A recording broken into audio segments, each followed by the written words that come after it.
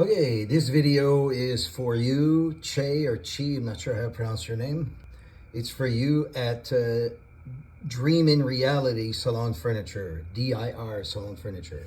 I'm going to show you the units we've received from you that are over here, look good.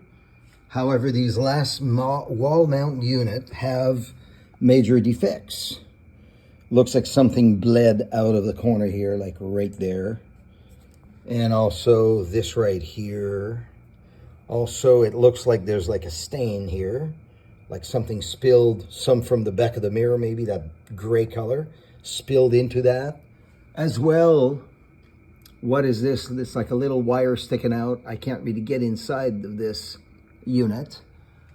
Same with there's like stripes. So quite a few defects on these. And very similar for the second one. I'm not gonna go into that. Anyhow, this is what we need to figure out. I know it was on sale, but I didn't expect the product on sale to be defective. That would be called an as-is instead of just on sale. So anyway, I am not satisfied with that. I would like a product that is without defects as a new product. Give me a call back when you get a chance.